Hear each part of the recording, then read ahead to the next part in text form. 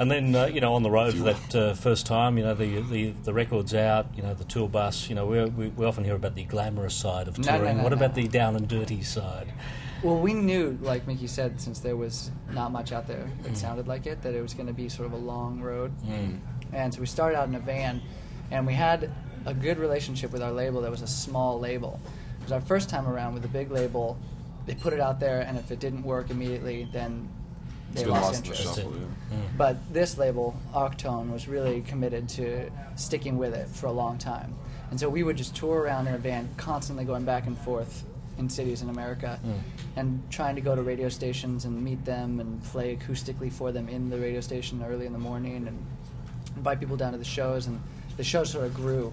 Sometimes there'd be nobody there except the bartender, and then next week there'd be 10 people, and the next week there'd be 100 people. It was very steady and slow, the process. And then radio stations started playing it, and then we made a video, and MTV started playing the Harder to Breathe song, and it took about a year for anything to really happen. And then we started touring in a tour bus. And it seemed to, I guess, escalate fairly quickly. I mean, we're going from a new record, and then suddenly you're rubbing shoulders with people like Jay-Z and Bruce Springsteen. Yeah, that was amazing. But the nice thing was, I think the progress was so steady. It was like it sort of kept our morale up and it let us keep our feet on the ground too, because every week sort of brought slightly better news. We'd sell however many more records. Our show would be slightly better attended. All of a sudden another radio station would pick up the song, and that sort of snowballed. But it was never like an overnight feeling at all. It felt like everything that we achieved, it felt like it was worked for, which is nice, and I think kept us sort of focused on the work and the process and all that.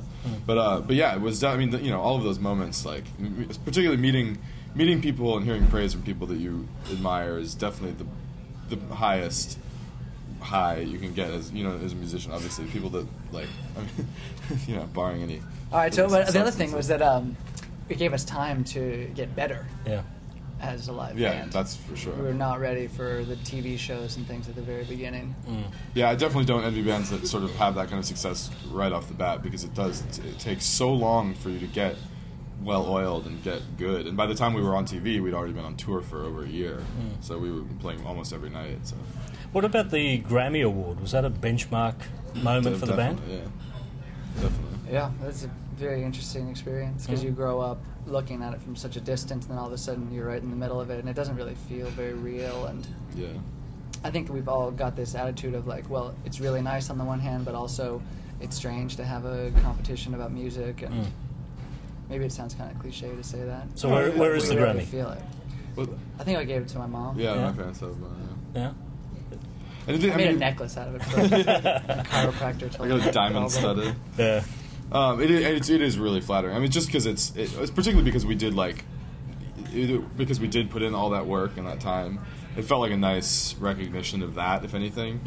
It's like I don't think any of us, take the competitive aspect of it seriously. And if you look at the list of people who have been denied Grammys over the years, and some who've won, it doesn't really reflect quality or relevance necessarily. But it is a nice acknowledgement of just like. Just our success, I guess, and the way we've connected with people, and just the amount of time and energy we put into it. So that definitely means a lot to us.